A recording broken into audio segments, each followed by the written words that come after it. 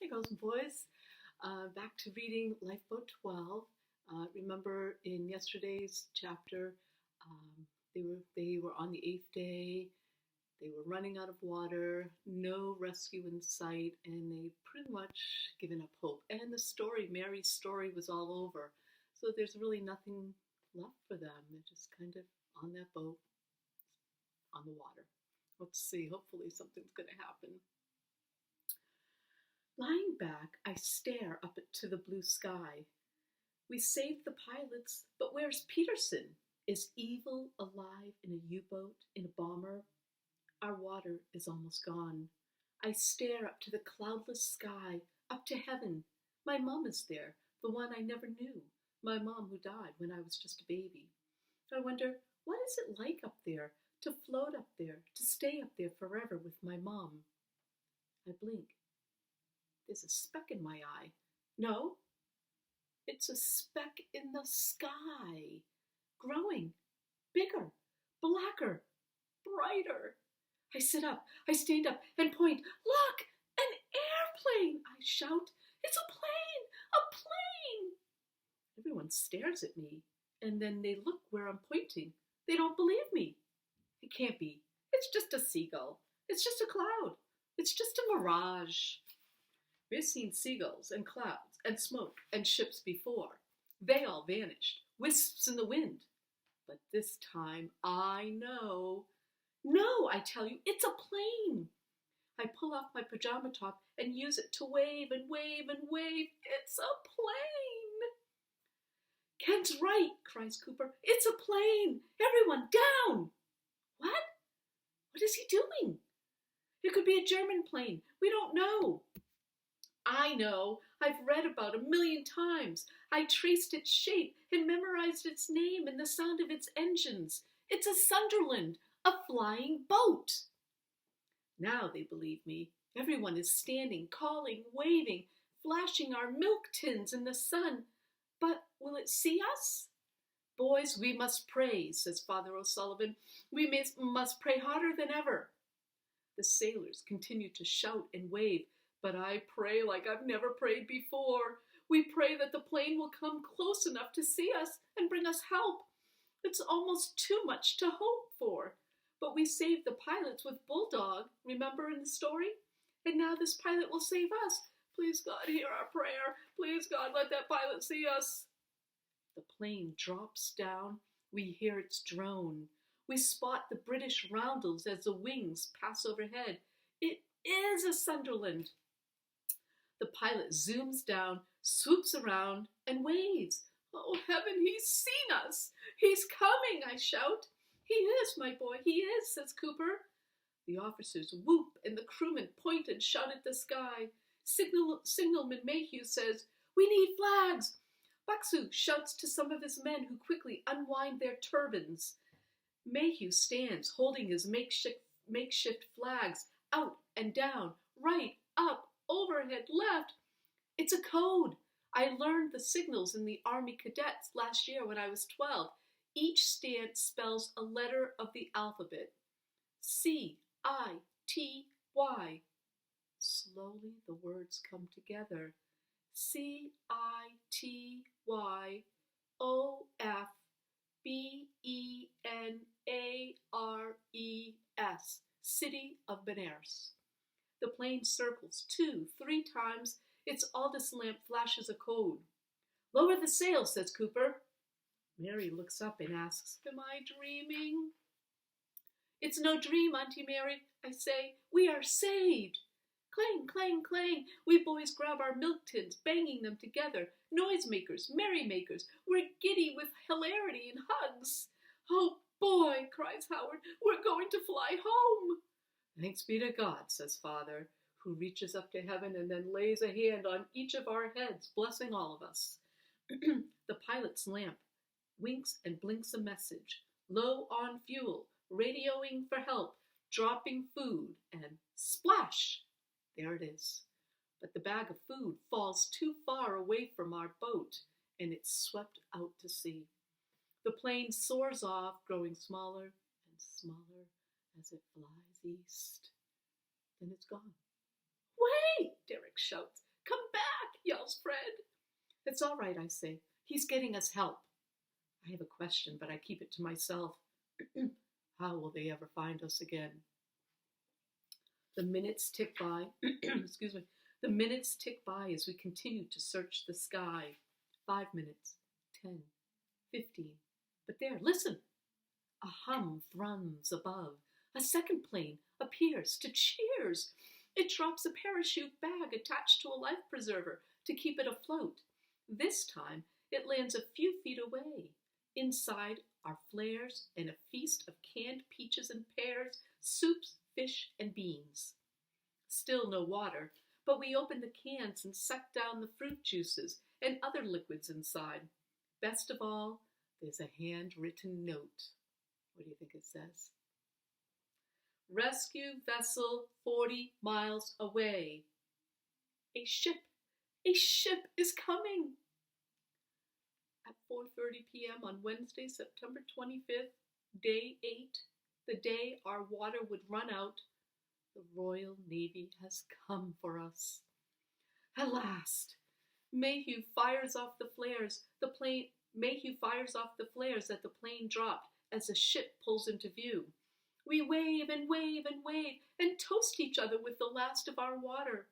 As the ship approaches, I grin at my Indian friend and yell, "Huzzah!" He looks at me quizzically and repeats, "Huzzah?" I point to the ship. "Huzzah!" He looks and says, "Ah, hooray! Hooray!" I shout. Then, in the dazzling sun, the A-class destroyer HMS Anthony. Anthony, the name of the patron saint of the lost. It pulls up by our side. We are safe. Safe at last. And look what the last chapter's called. Hopefully you can read that. Rescue. Oh boy, something we've been waiting for. This is called Salvation. We work the Fleming gear to row the short distance to the ship. "Ahoy, young mates," says the grinning sailors. They toss nets over the side of the ship and say, "Right, up you come." I can't move. My muscles and joints are too weak. The sailors scramble down and hoist us boys up over their shoulders. Others lean down to pull us onto the destroyer. On deck, I hobble, just like the others, suffering from trench foot and frostbite. Paul can't walk at all. His legs are really bad. It's a little terrifying to realize I can't walk, let alone run as I used to. Still, a boy of 13, I limp like an old man, an ancient mariner. The sailors speak in hushed tones as they usher us into the sick bay. I hear one doctor say none have suffered more than the crew. Fingers and toes came off in the dressings. Still, we are alive. "You'll be all right, boys," says the doctor, examining me with the others. "Just give it a little time." "When can we eat, sir?" asked Fred. "Oh, no solid food for now," says the doctor. "Liquids are what you need." He gives us water and a little thin gruel. It's like, kind of like oatmeal. "Come with us, chaps," says the sailors. They help us below deck to take warm baths and towel ourselves dry. One picks up my wet, salt-encrusted pajamas. "Out with these," he says. "Don't throw away my overcoat. I promised my mom I'd take care of it." The sailor shakes his head and smiles. "Very well, but put these on," he says, offering me one of the uniforms instead. It's much too big. I laugh when I see my friends again. We're a funny lot, in saggy, baggy sailor suits, with the legs and sleeves rolled up. "Hats off to you boys," says one sailor, giving me his cap. His friends hoist us up on their shoulders, jolly us up on piggyback rides all around the ship to the engine room, the gun deck, up, down, everywhere. They make us feel like royalty. There's nothing they don't do for us. "To the mess hall," shouts one, and we parade inside, where we disobey the doctor's orders.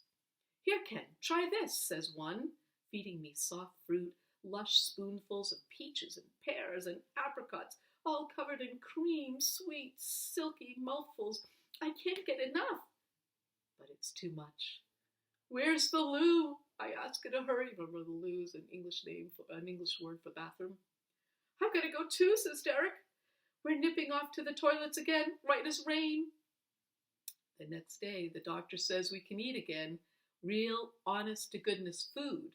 I've never had sandwiches so thick. A tin of salmon between two slices of bread, an inch wide, and hot, sweet tea to revive us. It's early evening when HMS Anthony steams into Princess Pier, Gourock, Scotland. We line the ship's rails, waving to throngs of weeping people and press who have come to greet us. Remember the day we shipped out, says Derek. I think of leaving Liverpool a lifetime ago, and then realized something with a shock. It was just 13 days ago. And here we are, back on dry land, says Derek. See, I told you, 13 is our lucky number. Horns blow and sailors scramble with lines as the ship slips up to the dock.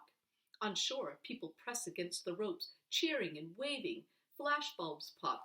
I feel stage fright, but the sailors behind us pat our backs and adjust our caps. Smile, boys, they say. Smile for the newsreels. I can't help but grin in my supersized sailor suit and cap. My friends and I wave and wave to the crowds, giving 2 thumbs up. The gangplanks are lowered, and we get ready to hobble off the ship. The sailors will have none of it, though. They hoist us up, triumphant survivors, riding piggyback on Royal Navy shoulders.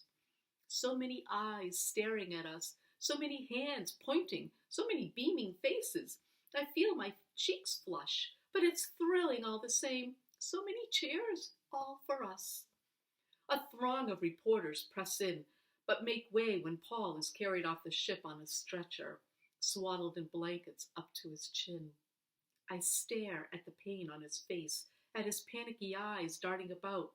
Paul, you'll be all right, I shout. They'll fix you up in no time. Paul smiles weakly as they hurry him into the waiting ambulance and off to the hospital. A nearby reporter catches my arm and says, Congratulations, young man. You boys sure are the lucky ones. Someone in the crowd shouts and holds up a newspaper. Look, your front page news. There it is, our story in the headlines. Back from the dead, 1,000 to 1 chance comes off in mid-Atlantic, says the newspaper. 1,000 to 1 chance, and yes, I am a lucky one. I think our time, well, maybe we can fit in this last. Let's see how long this last chapter is. Okay. Reporters step up to pepper us with questions. How do you feel about coming home to the war? Asks one reporter. It's our old game.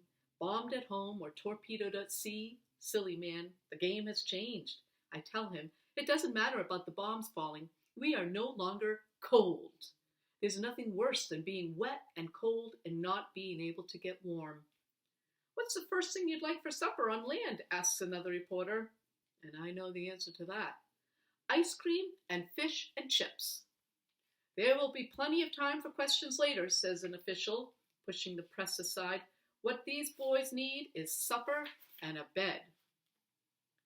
And I think we're going to stop there because, we're going to run out of time in just a moment. So, with that, we know and we can rest assured that they are saved. Thank goodness. Another 24 hours and they probably wouldn't have made it because you have to have water. And so how do you think they must feel? Can you just imagine what they've been through and how good it must feel to be on land finally?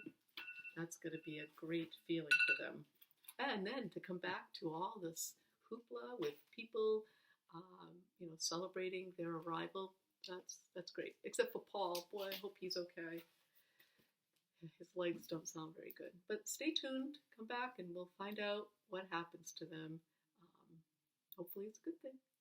All right. Be sure to check your Google Classroom for the assignments and do the daily journal. But please keep the daily journal writing to size 11. And make sure you use that to inform me of all the learning you're doing each day, because that's how I know that you are continuing your learning. Okay? So have a great day and back tomorrow. Bye-bye.